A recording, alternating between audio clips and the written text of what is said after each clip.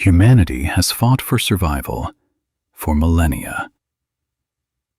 We've outlived ice ages, plagues, collapses we thought would end us forever.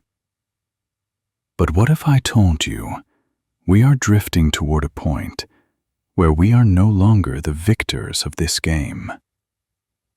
A time is coming where we won't be fighting for a solution, but simply watching our own slow decay.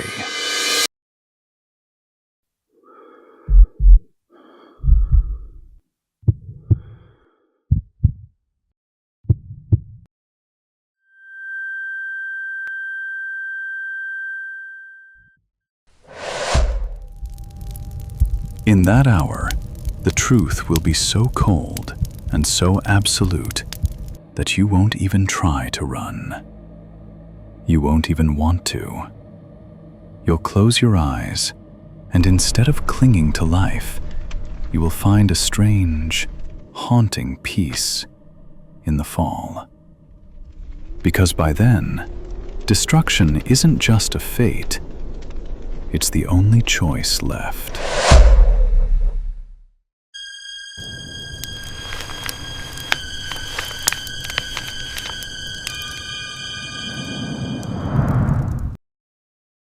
We always imagined the end would be loud, a rebellion of steel and fire.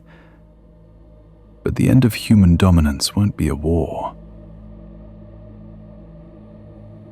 It will be a replacement.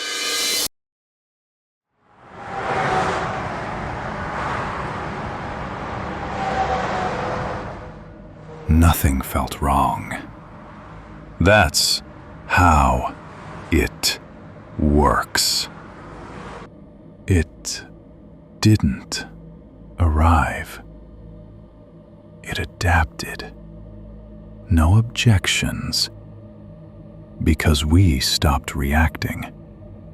Suppressing emotions became routine. So normal, we stopped noticing. And by the time we noticed, we were no longer deciding. Everything begins with trust, with dependence, with a false sense of safety. And it continues with consent. But will that consent last?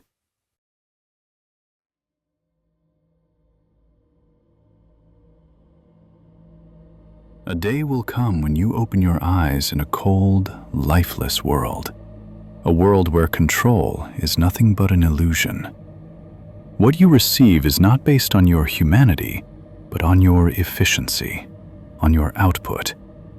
Everything is limited, not to maintain order, but to enforce obedience. You are only allowed to serve the system. Nothing belongs to you. Everything belongs to the system.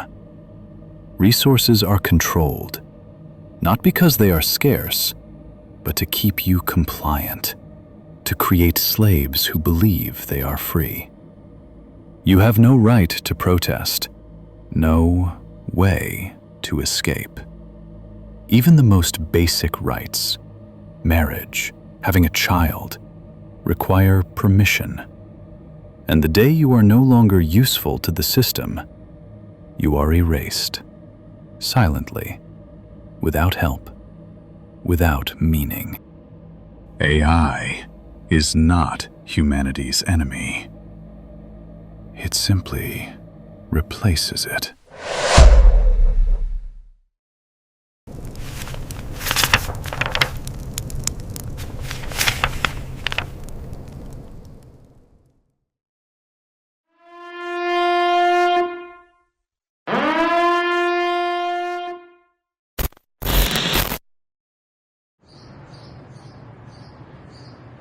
Life continues, quietly, predictably. Cities breathe, screens glow, people argue about politics, prices, nothing, until even the news feels unnecessary. Everyone is busy surviving the ordinary and no one notices that the end of the world never announces itself. Then the gates open. Not slowly, not loudly, just suddenly. In this hell, many never feel pain. There is no time to run, no warning, no escape. The most lethal invention ever created rests in the hands of governments that cannot even control their own chaos, their own people, their own fear. And that means something terrifying. Even in peace, those who lead the world are incapable of choosing wisely. Everything begins with a single sensation: fear, a false alarm, a misinterpretation, a moment of panic. And humanity answers fear with the worst decision it has ever made. This is how the final hours begin. Once the missiles are launched, there is no undo, no negotiation, no hero. Life, mid-sentence, mid-breath, stops. Nuclear war is not a fantasy. It is one of humanity's most probable nightmares. At the center of the explosion, inside the fireball, where the column climbs nearly 12 miles into the sky, temperature exceeds 5.4 million degrees Fahrenheit. For perspective, the surface of the Sun is only 9,900 degrees Fahrenheit. This is not fire. This is annihilation, over 550 times hotter than the Sun.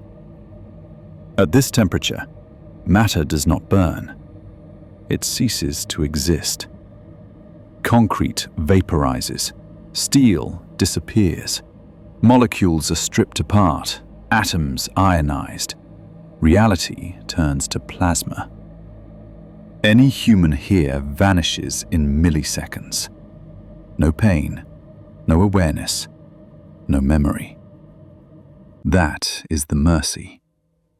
The cruelty begins beyond it. The extreme heat lasts only moments, only within 20 meters. But destruction does not need heat to continue. Temperature collapses violently, yet still erases everything in its path. At 1 kilometer, nearly 9,000 degrees Fahrenheit remains, the temperature of the Sun. Nothing living survives.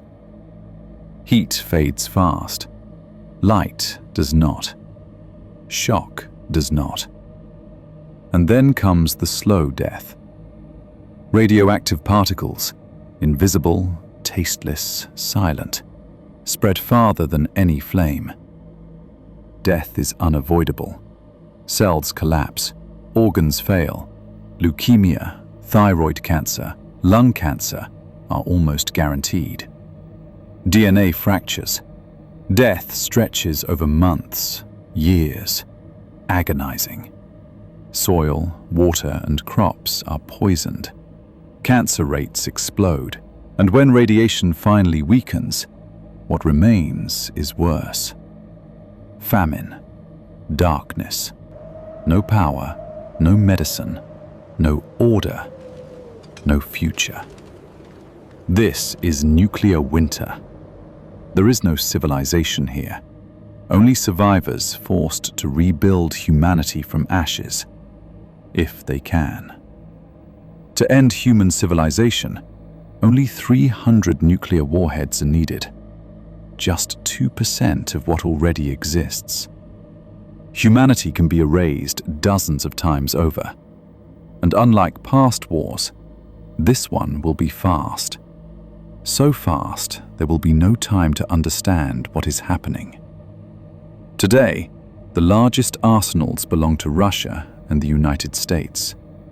But the greatest danger is not who has the most weapons. That is who has the least restraint. The end of the world won't come from hatred, only fear.